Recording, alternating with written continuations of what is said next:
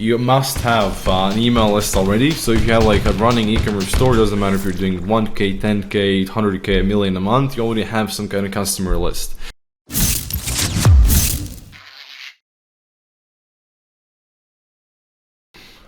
All right, folks, welcome back to the call. I have with me Jacob here. We're going to be talking about email marketing, specifically for e-commerce on both Amazon, direct, consumer marketing, the power of it. And of course, if you're going to get into email marketing, you should probably consider SMS too. Based on what he's been telling me, this is something you guys want to pay attention to. So welcome to the call, Jacob. Well, thank you for having me on. I'm excited for this podcast. Yeah, man. So let's get into it, right? What's the tips? What's your biggest thing? What's the biggest knowledge bomb you want to dive into around email marketing? Something that most people probably don't know, something I know you know. What do you want to share with us? Sure thing. Like, there's a lot of things we can talk about. We've generated over multiple eight figures in terms of email marketing through our clients with our agency. So there's multiple things we can talk about. In terms of this episode, I think what could be the most actionable thing what a lot of people could take action on is the just here on the corner, there's Black Friday. And obviously, e-commerce, Black Friday, that is the hottest thing of the year. Those are the most important weeks of the year where people make the most amount of money. So I think we could focus more around that, how you can actually maximize the sales you do through that period. Obviously, through your paid media channels, everybody's on there. Everybody's blasting as much money through paid ads as they can, but a lot of people often forget emails. With emails, that is basically where most of your profits should be coming during the Black Friday sale, because it's an audience you own. It does not cost anything to send out emails to that audience, and that audience already knows you, they trust you, so it's going to be much easier for you to sell to them. Here, do you want me to dive into like a specific strategy session or like strategy tips, or like how would you think I should structure this? Yeah, man. Let's preface that by getting somebody involved in. Okay, I don't have an email list. Why should I do it now? Should I done it yesterday? What should I do? Like, let's get to the fundamentals initially, and then we'll go into that strategy in just a second, if you don't mind. Sure thing.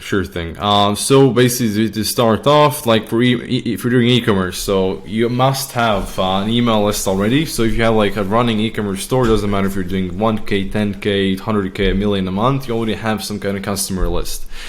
What you need to do, if you don't have any email marketing at all, first thing you do after this podcast, sign up on any email marketing platform. Klaviyo most likely is going to be the best. It's automatically going to have your customer list. And right now you can get to work to building out a relationship with your customers. They have bought from you, but you have not sent them out any emails. Now would be the best time to start doing that. And Klaviyo is something that predominantly connects to, say, a Shopify store or a front-end e-commerce channel, right? Exactly, yeah. Okay, yeah, so if I'm on the Amazon side, where should I go? On the Amazon side of things, I think that's really very limited. On Amazon, at the moment, I have not heard of anything like specific email marketing. So with Amazon people, you would be a bit more left on the sidelines in this case. This is more so if you like own the data, you have the email list, then you need some kind of tool to basically nurture that list to make sure you have like all the data for the list, how much revenue generating to you, and so on. So let's say I just want to capture a list, right? I just need to get on, an active campaign or a send lane or something like that to get an email, list built, started, and off the ground, right? Yeah, exactly. But say any of those tools, and then you can get started. If you don't have a list for whatever reason, there's also like multiple things you can do.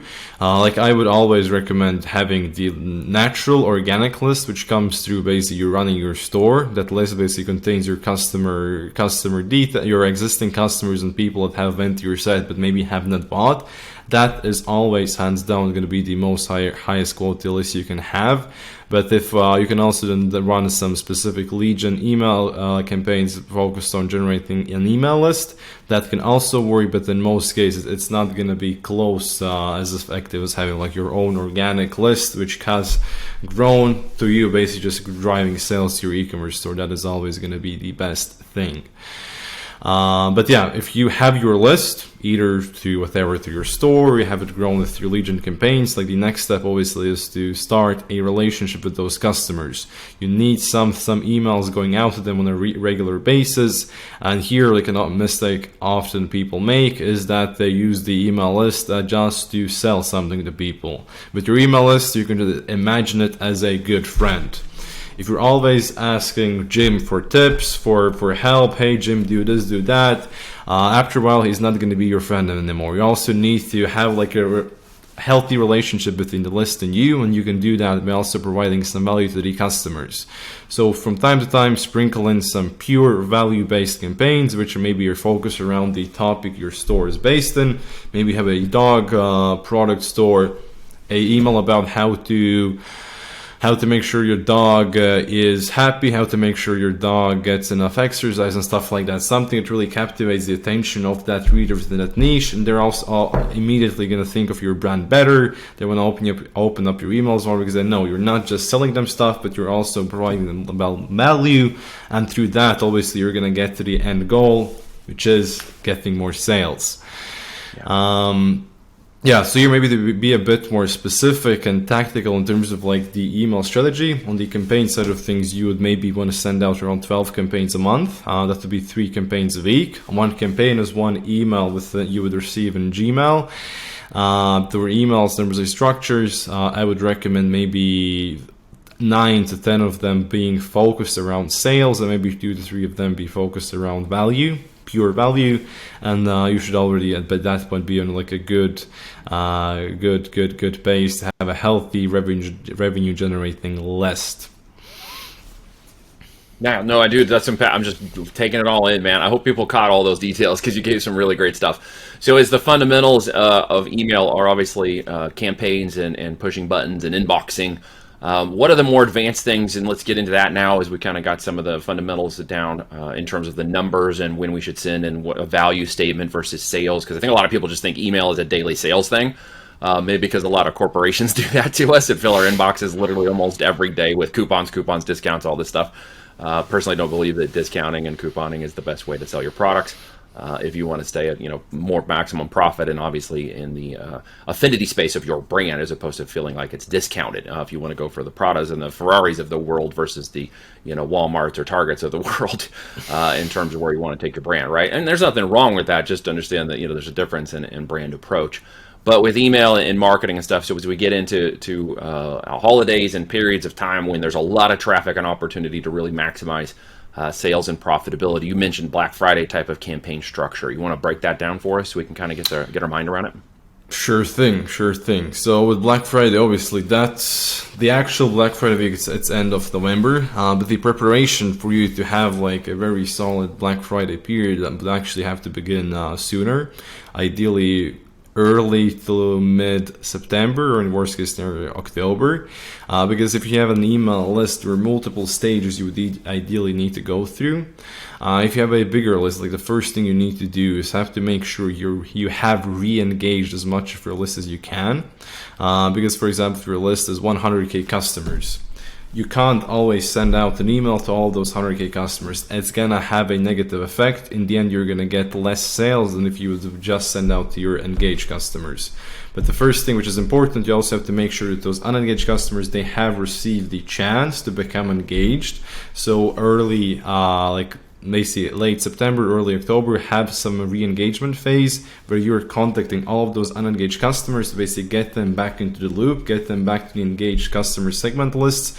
And then once you have re-engaged those, then you head into like a warm-up phase where you're actively and very much only focused on building up the relationship with those customers and also building up the deliverability of your emails with your customers. You do that through 2 things. The first thing is that you actually tighten your sending segments. Tightening your sending segments basically means sending out to less people, but sending out to the most engaged people. That is going to naturally drive up your open rates, which is going to positively affect your domain reputation, which is going to mean your emails will have a higher chance of landing in a primary folder, which is then also obviously going to affect the open rate positively, so just basically creates a positive flywheel in terms of the email performance. And the second active thing is what we just talked about is value emails, educational emails, or emails which are basically based around value and giving something back to the customers. And this should basically be done late October, maybe 2-3 week period.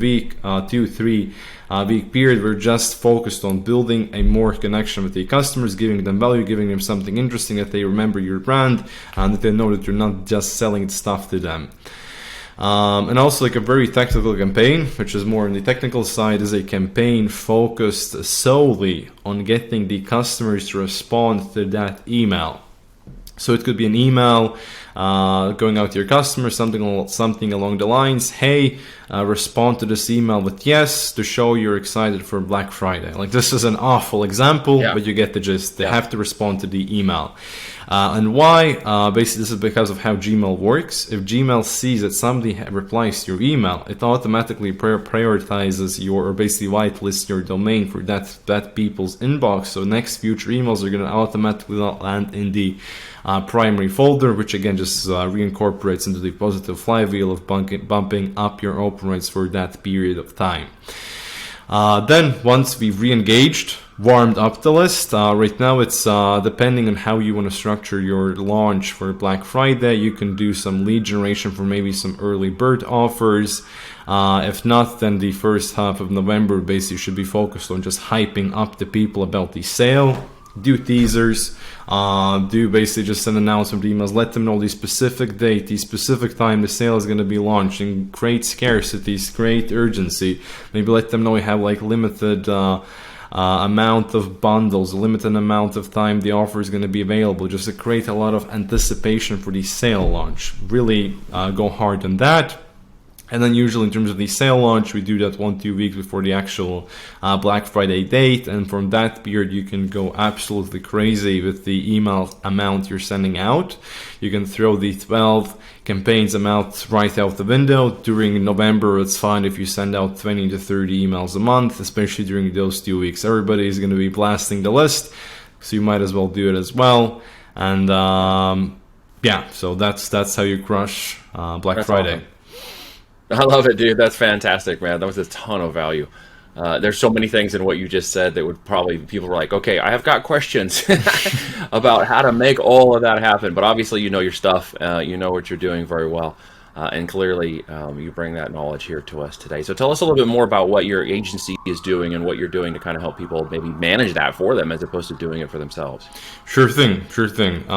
We are an email and SMS marketing agency. Right now, we're mostly focused on e-commerce brands and also a bit of SaaS and info businesses. In terms of the e-commerce side of things, we basically have worked with any niche. So if you're selling dog products, food products, health products, beauty products, doesn't matter. We can come in, take a look at what you're currently doing with email marketing. If you already have something set up or nothing set up, we can see if we can help. And we can help you basically take everything over from A to Z, from technical side, the creative side, the implementation.